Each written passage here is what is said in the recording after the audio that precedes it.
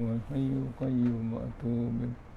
أستغفر الله العظيم الذي لا إله إلا هو الحي القيوم وأتوب إليه.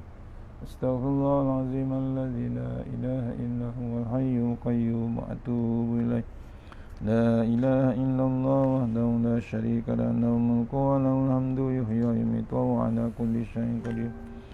لا إله إلا الله وحده لا شريك له له الملك وله الحمد يحيي ويميت وهو على كل شيء قدير.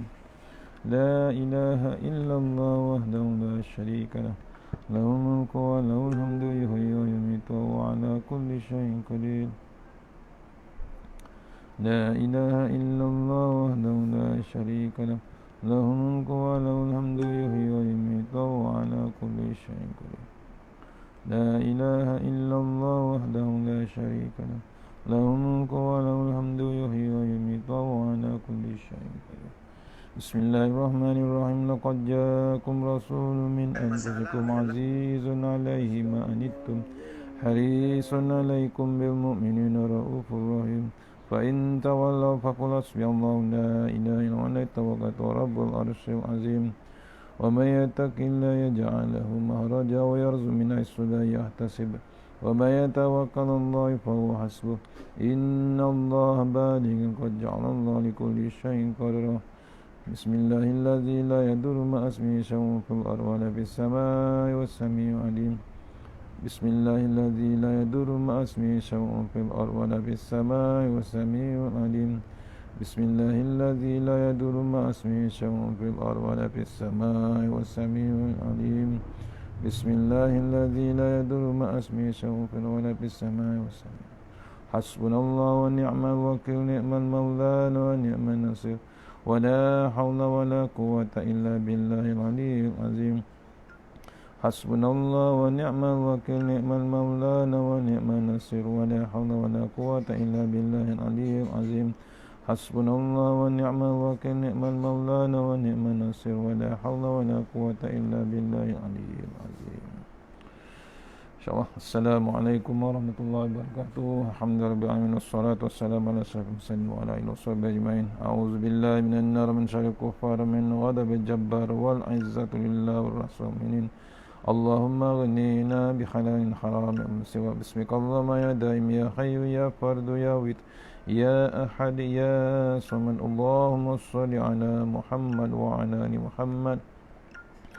Bismillahirrahmanirrahim. Bismillah ma sya'allah la yasuqu Allah. Bismillah ma sya'allah la yasrifu suwa Allah. Bismillah ma sya'allah ma kana min ni'matin fa min Allah. Bismillah ma sya'allah la ya'ti bil hasanati ila Allah. Bismillah ma sya'allah la hawla wa la quwwata illa billahil aliyyil azim. Rabbi shrah li sadri wa yassir li amri wa la tamil lisani yafqahu qawli. Fa ya ibadallah ittaqullah usikum wa iyaya yarzuqullah faqad fazal muttaqun. Allahumma ta'ala inna hikmataka wansur alaina min hazaimatika ya arhamar rahim. Allahumma nas'aluka ridhaka wal jannah wa na'udzubika min sa'atik. Allahumma nas'aluka bi barakati syarifah antuhimal dunya. Amin ya rabbal alamin. Alhamdulillah, jumpa lagi untuk pengisian kitab tafsir Tuan Guru Ni Abdul Aziz. Kita sambung terus baca, bukan tafsir, kita baca tafsiran Tuan Guru. Dah masuk ayat 115. Yang ni hari ayat 115 ringkasan saja, terjemahan saja insya-Allah. Auzubillahi minasyaitonirrajim. Kita mula dengan surah Al-Fatihah. Auzubillahi minasyaitonir rajim. Bismillahirrahmanirrahim. Iyyaka na'budu wa iyyaka nasta'in. Shiratal mustaqim. Shiratal ladzina an'amta 'alaihim ghairil maghdubi 'alaihim.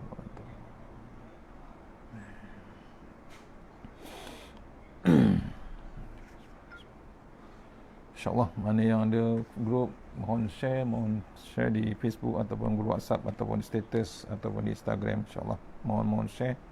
Sama-sama kita baca ayat yang ditafsirkan oleh Tuan Guru Ni Abdul Aziz. InsyaAllah, surah Hud ayat 115. InsyaAllah, sama-sama kita baca sementara menunggu maghrib. InsyaAllah. A'udzubillahi minasyaitonirrajim. Wasbir fa innallaha la yudhi'u ajrul muhsinin. Sadaqallahul azim. Ayat 115 yang bermaksud sabarlah dan sabarlah wahai Muhammad sallallahu alaihi wasallam, engkau dan umatmu dalam mengerjakan suruhan Allah, kerana sesungguhnya Allah tidak akan menghilangkan pahala orang-orang yang berbuat demi kebaikan. Diingatkan, ya, Allah mujuk, Allah bagi tahu pada Rasulullah dan juga kita dalam ayat Hud, surah Hud 115, menyuruh kita sabarlah, yakni wahai Muhammad, engkau dan umatmu dalam mengerjakan suruhan Allah, kerana sesungguhnya Allah tidak akan menghilangkan pahala pada orang-orang yang berbuat kebaikan. Maksudnya Allah menyuruh kita, menyuruh Rasulullah, menyuruh kita dan seluruh umat Rasulullah SAW bersabar. Bersabar maksudnya tahan, telan apa yang ada. Maksudnya kena renung, ya, dalam mengerjakan suruhan Allah. Apa yang Allah perintah, kita kena sabar. Nak menelan kadang-kadang pahit, betul. Nak menghadap orang-orang yang ingkar pun hebat. Bab tu, bab dakwah, bab halal, bab haram, kena bab sabar kita. Kena pula sekarang dalam keadaan Allah uji kita dan diingatkan kita lagi bersabar untuk dalam ujian. Hebatnya hikmahnya nanti, ya, jangan kita bimbang, jangan kita risau, mesti ada kelebihannya. Antaranya dalam COVID, kita dekat dengan Allah Ta'ala melalui Al-Quran. Contohnya, kalau tidak ada COVID, belum tahu kita dengan Al-Quran. Kita pun belum tahu nak baca tafsiran surah Hud, tafsiran Tuan Guru ni Abdul Aziz. Bila ada masa macam ni, berkurung online pula tu, ada pula masa. Nampak? Maksudnya Allah memang nak dekat dengan kita. Kita cari jalan dekatkan diri dengan Allah Subhanahu wa taala. Wasbir fa innallaha la yudi'u ajral muhsinin. Hendaklah kamu sabar kerana sesungguhnya Allah Ta'ala tidak akan mensia-siakan pahala yang berbuat bakti. Jangan bimbang, jangan risau. Sabar tu Allah tetap tunggu dengan pahalanya. Walaupun sekupang 10 sen saja kita sedekah untuk bantu orang miskin, untuk bantu orang lapar. Apalagi kita bantu dengan makanan, apalagi bantu dengan macam-macam bantuan dalam keadaan yang kritikal sekarang ni. Kita bersabar dengan bantuan, walaupun kita tak mampu, tapi kita boleh dengan doa minimum pun boleh. Allah tetap tidak akan mensia-siakan dengan apa yang kita buat bakti pada orang lain ataupun bakti jalan kepada Allah Subhanahu wa taala. Habis ayat 115, kita terus masuk ayat 116. Terjemahan ringkas, ya. Ini panjang sikit. 116. A'udzubillahi minasyaitonirrajim. Falaula kana minal quruni min qablikum ulu baqiyatin yanhauna 'anil fasad fil ardi illa qalilan mimman anjayna minhum wattaba'al ladzina zalamu ma utrifu fihi wa kanu mujrimin. Sadaqallahul azim. Ayat 116 surah Hud.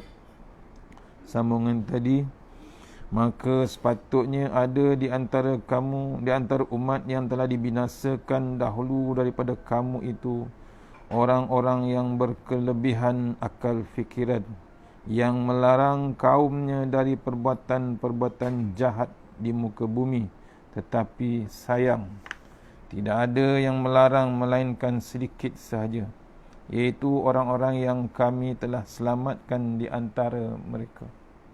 Dan orang-orang yang tidak melarang itu telah menitik beratkan segala kemewahan yang diberikan kepada mereka, dan menjadilah mereka orang-orang yang berdosa. 116 ayat 116 surah Hud, ya. Saya ulang balik. Maka sepatutnya ada di antara umat yang telah dibinasakan dahulu daripada kamu itu, orang-orang yang berkelebihan akal fikiran, yang melarang kaumnya dari perbuatan jahat, dari perbuatan-perbuatan jahat di muka bumi. Tetapi sayang, Tidak ada yang melarang melainkan sedikit sahaja, iaitu orang-orang yang kami telah selamatkan di antara mereka. Dan orang-orang yang tidak melarang itu telah menitik beratkan segala kemewahan yang diberikan kepada mereka, dan menjadilah mereka orang-orang yang berdosa. Dalam kaum tersebut ada yang bijak pandai, tapi sayang tak hendak menggunakan akal fikiran yang hebat itu untuk melarang berbuat maksiat, perkara yang ingkar kepada Allah. Tak hendak pun melarang kaumnya, walaupun ada kebijaksanaan. Sayang, cuma sedikit saja itu yang Allah selamatkan. Yang lain mereka dapat kemewahan pasal tidak melarang dalam keadaan yang haram ataupun yang maksiat dengan Allah Ta'ala. Akhirnya yang tidak melarang, yang bijak pandai tersebut, menjadilah mereka orang-orang yang berdosa. Ini satu misalan bahasa Arab yang begitu lemah, kata Tok Guru, ya, yang begitu lemah, lembut sekali pengertiannya. Falaula kana minal quruni min qablikum ulu baqiyatin yanhauna 'anil fasadi fil ardi.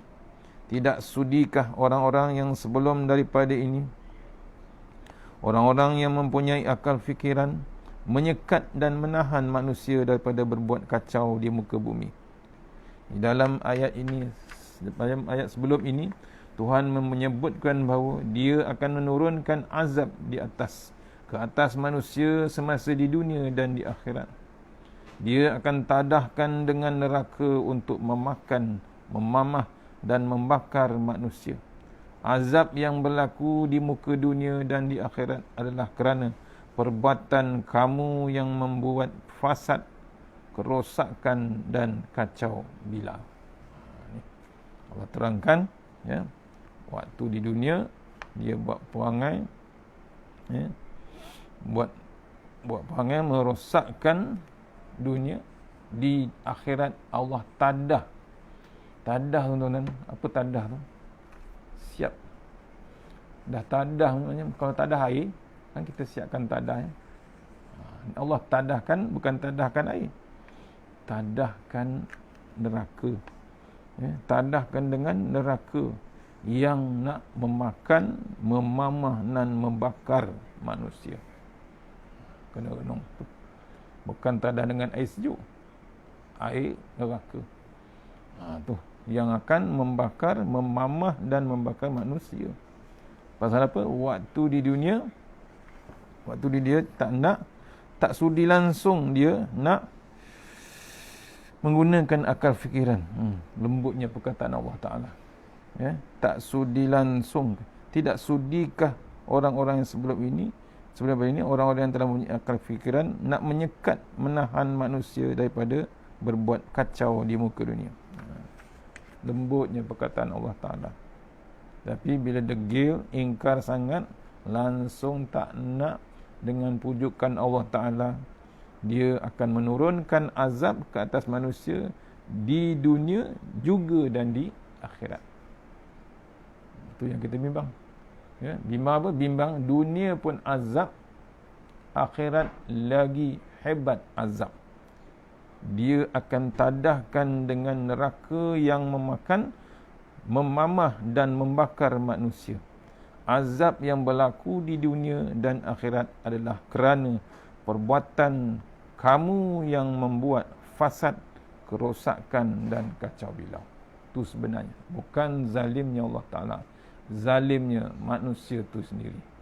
Waktu di dunia dia zalim, akibatnya dia proceed terus kepada waktu di akhirat. Manusia mana yang hendak kepada azab di dunia, manusia mana pula yang hendak azab kepada di akhirat. Tetapi perkara ini tetap berlaku juga kerana tidak ada ulu baqiyah, orang-orang yang mempunyai akal fikiran, untuk menyekat golongan-golongan tersebut supaya manusia tidak melakukan kacau bilau. Tuhan bertanya, tidak adakah di dalam puak-puak dalam kalangan manusia yang mempunyai baqiyah, iaitu mereka yang berakal fikiran dan waras sedikit yang boleh menyekat puak-puak tersebut. Illa qalilan mimman anjayna minhum, kecuali sebahagian kecil daripada manusia yang kami lepaskan daripada azab. Sebilangan dia kecil yang sangat. Yang lain menyokong dengan maksiat, yang lain menyokong dengan bab derhaka dengan Allah Ta'ala. Perkataan baqiyah makna asalnya ialah benda yang tahan lama atau benda yang kekal.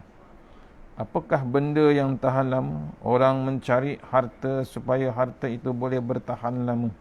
Tetapi adakah harta itu benda yang tahan lama? Tidak. Yang boleh tahan lama ialah perangai baik. Manusia tetap mengingati orang yang berperangai baik walaupun dia sudah mati beribu tahun lamanya. Sebab itulah perangai baik yang berpunca daripada ilmu yang betul dianggap benda yang boleh tahan lama dan disebut sebagai baqiyah. Oleh yang demikian, sesiapa yang ada baqiyah, ilmu pengetahuan dan berperangai molek, tolonglah sekat manusia lain daripada membuat benda-benda fasad. Diminta daripada Tuan Guru, siapa yang ada ilmu, ada yang tahu bab pengetahuan, kemudian berperangai molek, diminta, dirayu, tolonglah sekat manusia lain daripada membuat benda-benda yang fasad, yang merosakkan dunia ini, yang mengakibatkan dia dimasukkan ke dalam neraka. Itu yang kita ada. Bab perangai baik ni tetap tak boleh dilupakan. Bapa segala fasad ialah syirik, hasil daripada sikap manusia yang berpenyakit syirik. Dia merasakan dirinya juga adalah Tuhan. Tindakan orang yang merompak, menyamun dan mengebom negara Iraq adalah ekoran daripada sifat syirik. Dia merasakan dirinya ada kuasa seperti Tuhan. Maka timbullah bermacam-macam perkara fasad. Riba juga termasuk dalam perbuatan fasad, menyebabkan semua manusia merana. Dari perang masuk riba pun hebat dengan perbuatan fasad. Contohnya, mereka terpaksa membeli rumah dengan harga yang mahal. Kerana apa? Kerana para pemaju berhutang pitih dengan pihak bank untuk membina projek perumahan. Maka mereka akan mengenakan interest, yakni faedah kepada pembeli, dan caj untung serta caj riba akan dimasukkan ke dalam harga rumah. Jika kita menggunakan perkhidmatan lori untuk memunggah barang, mereka mengenakan interest dan caj minyak kepada kita.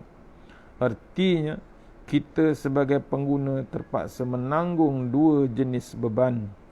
Ini menambahkan lagi beban.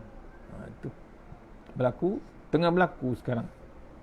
Beribu-ribu orang berhutang dengan pemaju, dengan bank.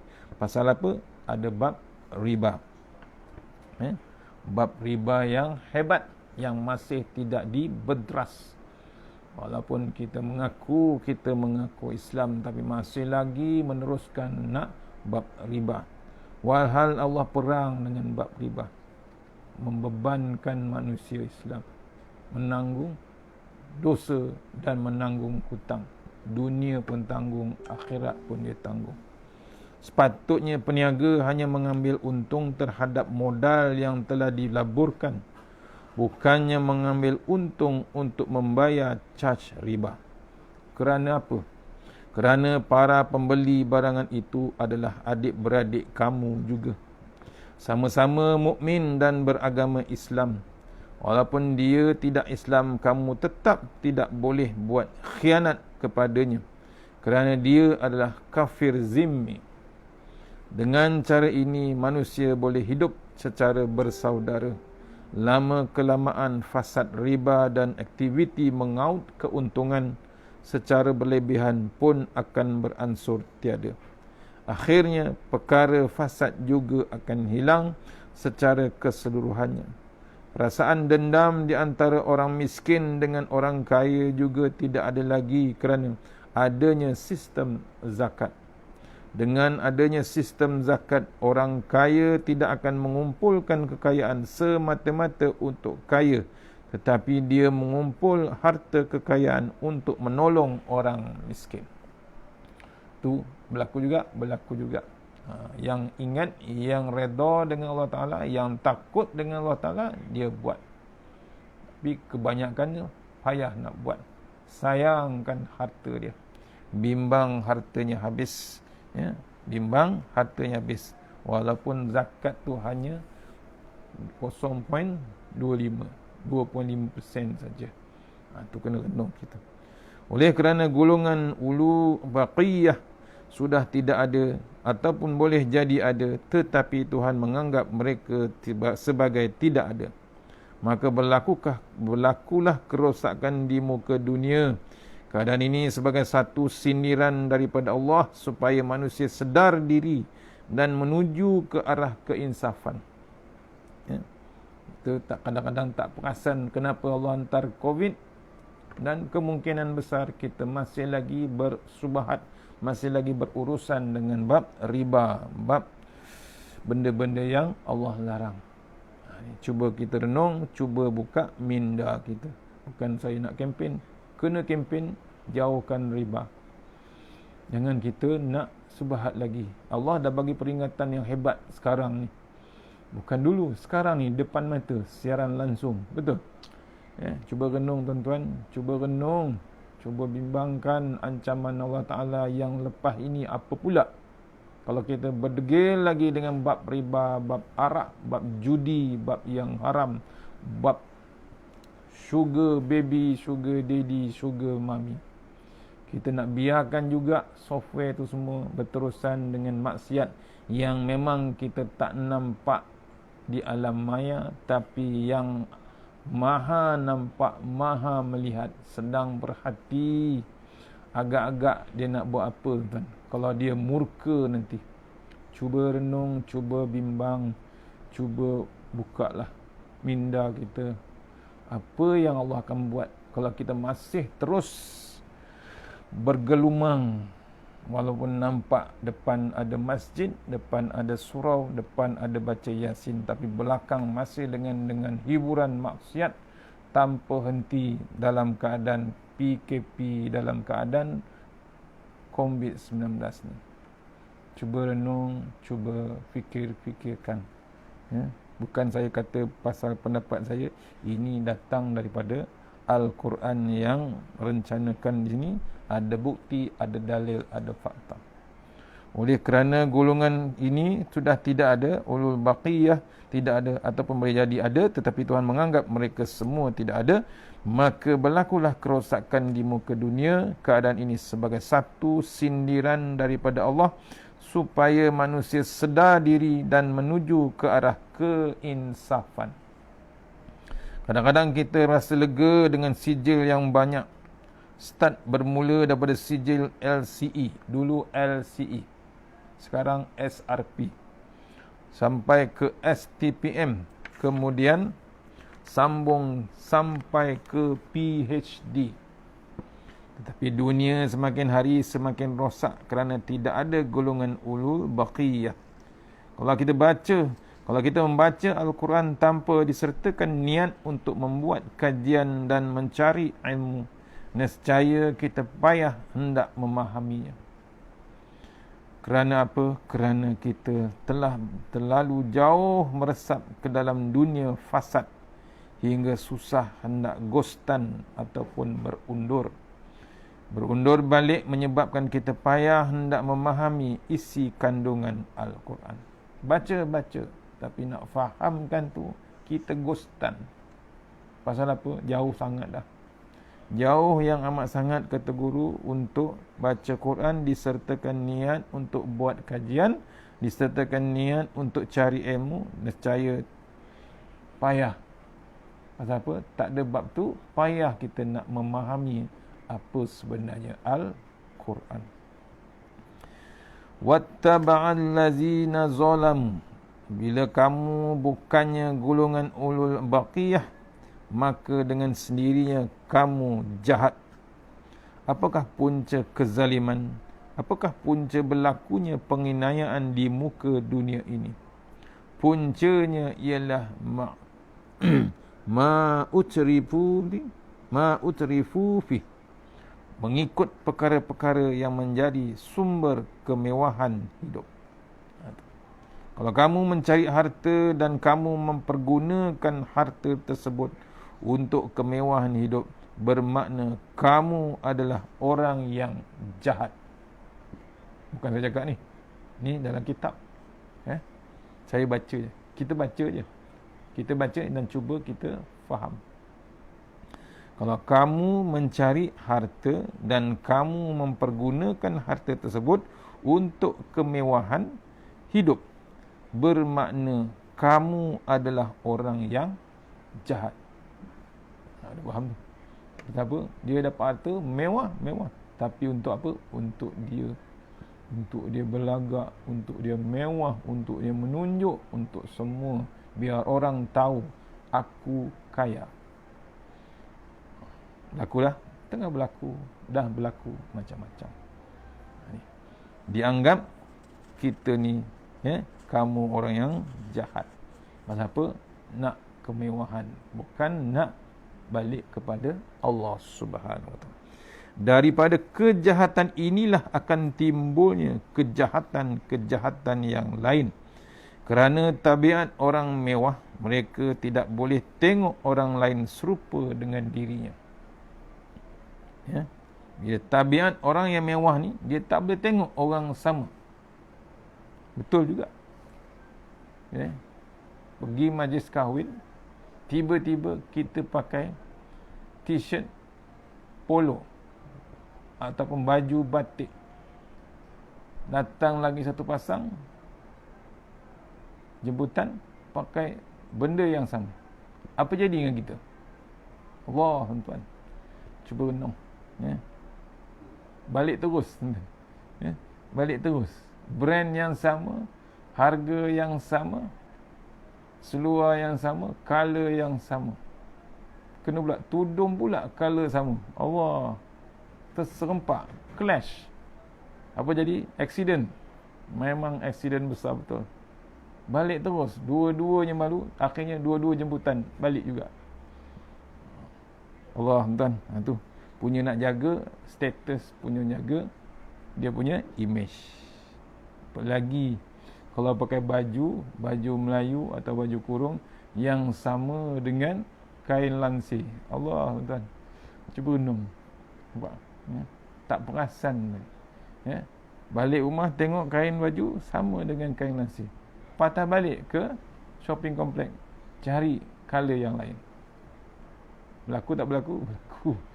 Berlaku. Ingatkan nak matching, tapi bila pergi teringat, Allah, image sama dengan level kain langsir. Tu kena renung. Tu nasib baik rumah sendiri. Kalau rumah orang lain, time beraya, dia tak boleh rendahkan diri dia. Dia tak nak malukan diri dia. Dia tak nak rendah. Padahal itulah.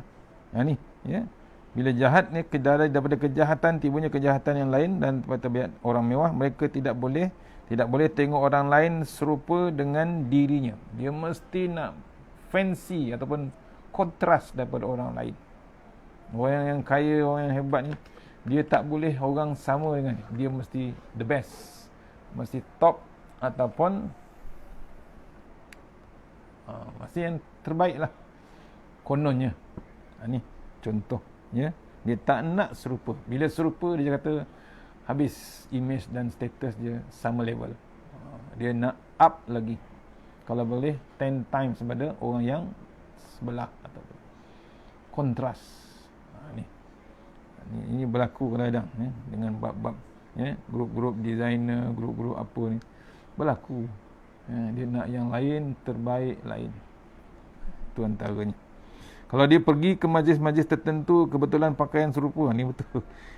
Ke majlis-majlis dan kebetulan pakaian serupa dengan pakaian orang, maka esok dia akan beli yang lain kerana pakaian dia kena lebih berbanding dengan orang lain.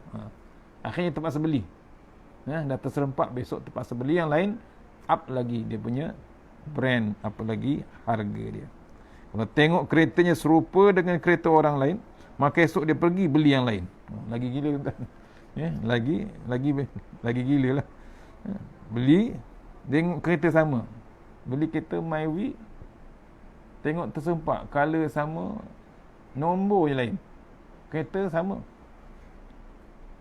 brand sama, CC yang sama, orang lain.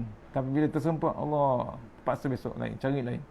Cari apa? Cari yang baru, up sikit. Jadi Honda ke, Ranger ke, tu baru dia nampak kelas lagi. Tu dia mesti sendiri berada, dia mesti sentiasa berada di atas. Kalau serupa, nanti dirinya dianggap tidak mewah. Dia nak bagi tahu dia mewah. The richest ataupun top di atas. Tu nak bagi tahu orang. Bukan nak bagi tahu Allah. Oleh sebab itu dia mesti menyekat rezeki dan menutup semua lubang-lubang kekayaan yang sepatutnya menjadi hak orang lain supaya dia boleh berterusan hidup mewah. Perbuatan inilah yang membawa kepada punah jahanam habis licin serupa yang dilakukan oleh seorang yang berpangkat besar. Ini berlaku. Bila dia sendiri yang kaya, dia tutup semua lubang kemewahan. Kalau dia kontraktor, dia akan tutup semua lesen kontraktor. Dia kumpul semua lesen-lesen kontraktor tu, dia pegang semua lesen tu, dia dapat projek, dia pegang projek tersebut. Walaupun nama yang dapat tu nama orang lain. Pasal apa? Dah dibayar peratusnya. 10 lesen, 10 dipegang. Berlaku. Kami tahu. Pegang lesen orang, tak kira A ke, B ke, F ke. Yang tak ada modal terpaksa serah lesen. Yang ada modal, yang ada mesin, yang ada perkakas untuk construction, dia akan pegang lesen-lesen sahabat-sahabat dia. Satu daerah punya lesen dia boleh pegang.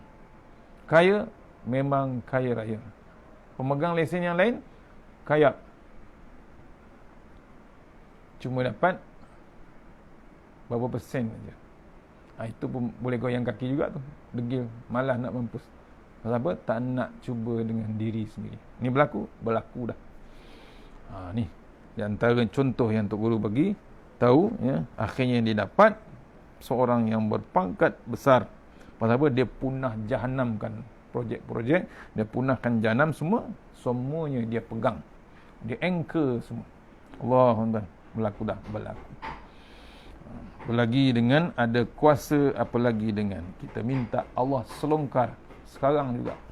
Kita mohon kepada Allah Ta'ala, orang-orang yang berperangai macam ni selongkar dalam negara kita. Selongkar semua apa yang kotor, apa yang nak bersihkan, biar COVID tu berlalu ke atas dengan reda Allah Ta'ala. Because selagi dengan rasuah, selagi dengan perangai yang menjahanamkan semua puak, yang merosakkan orang di bawah, merosakkan orang di atas, dan apa lagi merosakkan publik, rakyat semua, kita minta Allah harus padamkan semua, tutup semua. Barulah Allah angkat COVID ni ke atas. Selagi tak rosak, selagi tak dibersihkan, selagi tu mohon kepada Allah Ta'ala, bersihkan lagi sebelum diangkat ke atas. Kalau tidak, dia takkan sedar, dia takkan tutup, dia akan teruskan bab perangai Fir'aun dia, bab perangai merebut kuasa, bab perangai nak berpangkat besar, bab perangai nak jaga imej, bab perangai rasuah dan macam-macam. Ini berlaku. Sewaktu menjadi menteri, dia menggunakan nama orang lain untuk mengumpulkan harta. Sebagaimana setengah orang Cina di Kelantan menggunakan nama orang Melayu untuk membeli tanah. Kawan yang dianggap bodoh itu rupa-rupanya seorang yang cerdik, menyebabkan si tamak tadi berasa susah hati dan badannya menjadi kurus kering. Apabila cerita ini diketahui oleh orang ramai, akhirnya dia terpaksa melepaskan jawatan yang disandangnya. Ini semua berpunca daripada tujuan hidupnya yang berkehendakkan kemewahan dunia. Dia berasa seronok melihat pitih duit dan nilai sahamnya yang begitu banyak. Ini tulisan Tok Guru, kita baca je, ya, fahamkan maksudnya, ya. Saya ulang balik. Sewaktu menjadi menteri, dia menggunakan nama orang lain untuk mengumpulkan harta, sebagaimana setengah orang Cina di Kelantan menggunakan nama orang Melayu untuk membeli tanah. Kawan yang dianggap bodoh ini rupanya orang yang cerdik, menyebabkan si tamak tadi berasa susah hati dan badannya menjadi kurus kering. Apabila cerita ini diketahui oleh orang ramai, akhirnya dia terpaksa melepaskan jawatan yang disandangnya. Ini semua berpunca daripada tujuan hidupnya yang berkehendakkan kemewahan hidup, kemewahan dunia. Dia berasa seronok melihat pitih dan nilai sahamnya yang begitu banyak. Ni Tok Guru ceritakan. Wa kanu mujrimin. Orang-orang semacam ini ialah orang jahat. Istilah mujrimin biasa kita memaknakannya sebagai orang yang berdosa. Berdosa menurut istilah agama ialah orang yang akan masuk ke dalam neraka. Tetapi kadang-kadang orang tidak berapa suka sangat hendak mendengar perkataan dosa. Jadi lebih baiklah kita sebut istilah yang digunakan sekarang, iaitu mujrim. Maknanya orang jahat. Orang jahat adalah orang yang tidak ingat dan tidak berfikir mengenai akhirat. Mereka hanya berfikir untuk dunia sahaja. Lebih baiklah kita menterjemahkan perkataan mujrim ini sebagai orang jahat, supaya orang yang suka bermewah-mewah menyedari bahawa kemewahan adalah salah satu bentuk kejahatan. Sebagaimana orang jahat ditangkap oleh polis dan disumbatkan ke dalam jel penjara, maka orang jahat juga akan disumbatkan ke dalam neraka. Apabila kita menterjemahkan perkataan mujrim sebagai jahat, kita berharap semoga orang-orang yang bersifat begini akan tersentak, akan rasa tersentak dan tidak melaju ataupun meluncur ke hadapan terus-menerus mencari kemewahan dunia. Ni Tok Guru harapkan perkataan ni supaya mengingatkan, menyentak perangai itu, sentap terus supaya rasa yang dia tu jahat untuk dapatkan kemewahan, supaya dia berhenti gustan balik kepada Allah Subhanahu Wa Taala. Tu ayat 116. Terus ayat 117. A'udzubillahi minasyaitonirrajim. Wa ma kana rabbuka liyukhlikal qura bizulmin wa ahluha muslihun. Sadaqallahul azim. Surah Hud ayat 117 bermakna, dan Tuhanmu tidak sekali-kali hendak membinasakan mana-mana negeri dengan sebab kezaliman penduduknya, selagi mereka sentiasa memperbaiki keadaan sesama sendiri. Tuhan tidak sekali-kali hendak membinasakan mana-mana negeri dengan sebab kezaliman penduduknya, selagi mereka sentiasa memperbaiki keadaan sesama. Tuhan tidak akan binasakan kita selagi kita usaha untuk bersihkan sesama kita, memperbaiki balik keadaan kita. InsyaAllah Tuhan tak ganggu kita, tak diancam azab Allah Subhanahu Wa Taala. Wa ma kana rabbuka liyukhlikal qura bizulm. Tuhan kamu Rabb yang bersifat macam ini. Dialah yang memelihara kamu, yang mendidik kamu, yang mengasuh kamu, yang mengeluarkan cahaya matahari, yang membuat angin bertiup, yang menurunkan air. Takkanlah dia hendak menjahanamkan dan memporak-perandakan dunia ini secara zalim. Wa ahluha muslihun. Sedangkan penduduk dunia ini berusaha bersungguh-sungguh untuk islah. maksudnya nak memperbaiki. Ringkasannya, ini merupakan satu kaedah. Wahai manusia, walau macam mana sekalipun Allah sebutkan kepada kamu bahawa Allah akan menimpakan azab ke atas kamu ketika di dunia dan di akhirat nanti. Namun Allah bukannya jahat.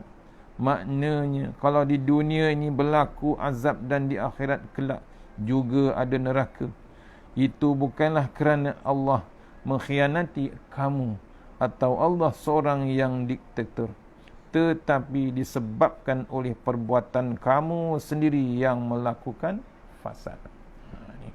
Ayat ni menerangkan, sebenarnya bukan Allah yang zalim, bukan Allah diktator. Allah tu Maha Penyayang, Allah Maha Pengasih. Yang zalim kita, yang membuat fasad kita.